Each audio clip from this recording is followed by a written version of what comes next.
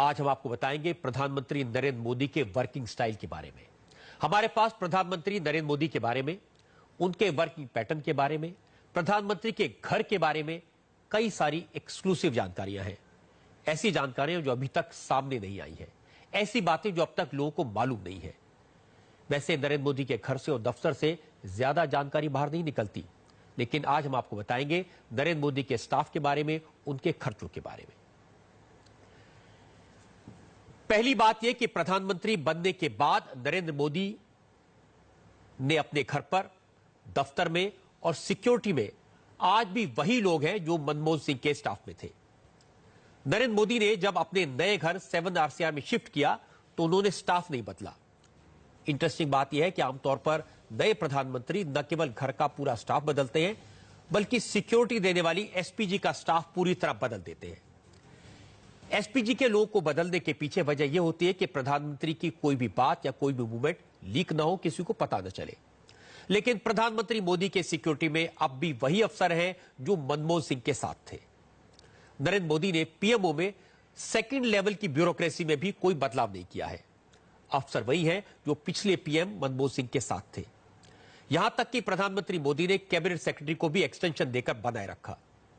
मुझे याद है यूपीए सरकार ने सत्ता संभालते ही उस वक्त के कैबिनेट सचिव कमल पांडे को बदल दिया था, जबकि कमल पांडे के रिटायर होने में सिर्फ 2 महीने बचे थे। प्रधानमंत्री मोदी ने ब्यूरोक्रेसी में बड़े बदलाव नहीं किए। ज्यादातर मंत्रालयों में आज भी वही सचिव हैं जो पिछली सरकार में थे। एक और बात यह सामने आई कि अपने 10 साल के शासनकाल में मनमोहन सिंह ने प्रधानमंत्री के तौर पर सारे सचिवों के साथ एक साथ बुलाकर कभी भी एक बार भी मीटिंग नहीं की। लेकिन मोदी ने प्रधानमंत्री बनते ही सारे विभागों के सचिवों की मीटिंग बुलाई, उनसे लंबी बात की और उन्हें अपना फोन नंबर तक दे दिया। असल में नरेंद्र मोदी के वर्किंग स्टाइल को अब तक उनके अपने लोग भी नहीं समझ पाए। बहुत सारे मंत्री प्राइवेटली ये शिकायत करते हैं कि नई सरकार में पिछली सरकार के अफसर हैं, पिछली सरकार का स्टाफ है, पता ही नहीं चलता कि सरकार बदली है। लेकिन मोदी गुजरात के दिनों से इस बात के कायल है कि अफसर बदलने की जरूरत नहीं होती, मंत्रियों को अफसरों से काम लेना आना चाहिए। नरेंद्र मोदी के वर्किंग स्टाइल की जानकारी से एक और बात पता चली। खर्चा करने के मामले में वो पूरे अहमदाबादी है।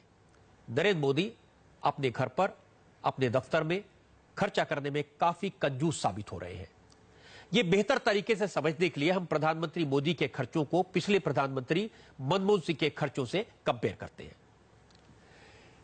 पहला उदाहरण यह है कि मनमोहन सिंह जब प्रधानमंत्री बने तो उनके लिए नई बुलेट प्रूफ BMW कार खरीदी गई। लेकिन नरेंद्र मोदी ने नई कार पर पैसा नहीं खर्चा। आज भी वो उसी पुरानी BMW कार का इस्तेमाल कर रहे हैं जिसमें मनमोहन सिंह चलते थे। नरेंद्र मोदी ने 7 RCR में शिफ्ट करने के बाद घर पर भी ज्यादा खर्चा नहीं किया। 2004 में जब मनमोहन सिंह प्रधानमंत्री बने तो उन्होंने 7 RCR के रेनोवेशन पर 1,18,51,841 रुपए खर्च किए। 2014 में नरेंद्र मोदी के आने से पहले इस घर पर 70 लाख रुपए खर्च किए गए। नोट करने की बात यह कि नरेंद्र मोदी ने न फर्नीचर बदला, न पर्दे बदले, न पेंटिंग बदली। हालांकि मनमोहन सिंह ने अपनी पसंद से रहने के तरीके के लिए रेनोवेशन करवाया था, लेकिन मोदी ने मनमोहन सिंह के लाए हुए सामान को बिल्कुल नहीं बदला। उसी फर्नीचर का, उसी पर्दों का इस्तेमाल किया। उन्होंने खर्चा किया 7 RCR को हाईटेक बनाने में, फ्रेश पेंट कराने में और एक मीटिंग रूम बनवाने में।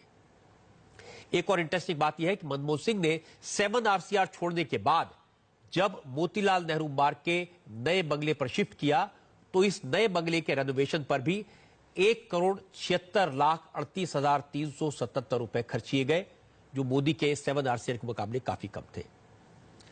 आपकी अदालत में नरेंद्र मोदी ने बताया था कि मैं पक्का अहमदाबादी हूं, एक तरफ के टिकट में 2 तरफ की यात्रा करता हूं। उन्होंने यह भी बताया था कि कैसे अमिताभ बच्चन को 1 रुपया दे बगैर गुजरात के पूरे टूरिज्म का कैंपेन करवा लिया। अब भी वो न कार पर खर्चा कर रहे हैं, न घर को डेकोरेट करने में। वैसे नरेंद्र मोदी खाने पीने पर भी ज्यादा खर्चा नहीं करते, लेकिन ये लाइफस्टाइल नरेंद्र मोदी की आदत है। वो आरएसएस के प्रचारक थे, तब से खर्चे बचाना और कम पैसे में काम चलाना उन्होंने सीख लिया। अब तक जो हमने खर्चे आपको बताया ये स्थायी खर्चे थे, परमानेंट खर्चे थे। लेकिन नरेंद्र मोदी ने प्रधानमंत्री बनने के बाद रोजमर्रा के कई और खर्चे भी बचाए हैं। नरेंद्र मोदी का डेलीगेशन मनमोहन सिंह के मुकाबले में काफी छोटा होता है। मनमोहन सिंह जब विदेश यात्रा पर जाते थे तो उनके साथ अफसर, डॉक्टर, मीडिया और सिक्योरिटी के 43 से 49, 43 से 49 लोग हुआ करते थे, जबकि प्रधानमंत्री मोदी के विदेशी दौरों पर सिर्फ 28 से 33 लोग साथ गए। मनमोहन सिंह ने 2014 में भारत के अंदर जो घरेलू दौरे किए, उस समय उनके साथ 23 से 41 लोग होते थे। मोदी के डोमेस्टिक टूर्स में उनके साथ 21 से लेकर 31 तक लोग उनके साथ गए। बहुत से लोगों की यह शिकायत है कि मोदी जब विदेश पर जाते हैं तो अपने ज्यादातर लोगों को साथ नहीं ले जाते। आमतौर पर प्राइम मिनिस्टर के स्टाफ की और मंत्रियों की ख्वाहिश होती है कि वो प्राइम मिनिस्टर के प्लेन में जाएं, उनकी हवा बनेगी। लेकिन मोदी का स्टाइल अलग है, वो काम से काम रखते हैं। इसलिए मीडिया को भी शिकायत है कि वो अपने साथ सिर्फ दूरदर्शन और एजेंसी के पत्रकारों को ले जाते हैं। असल में मीडिया को, पत्रकारों को साथ ले जाने की परंपरा पंडित नेहरू के जमाने से थी, लेकिन मोदी ने इसे खत्म कर दिया।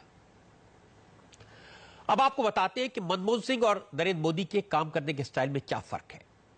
मनमोहन सिंह प्रधानमंत्री के तौर पर ज्यादातर वक्त 7 RCR में बने ऑफिस से काम करते थे, जबकि नरेंद्र मोदी अपने घर पर कब रहते हैं।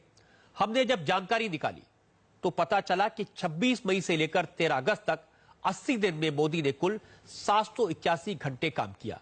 मतलब ये कि हर दिन करीब 10 घंटे की ऑफिशियल ड्यूटी।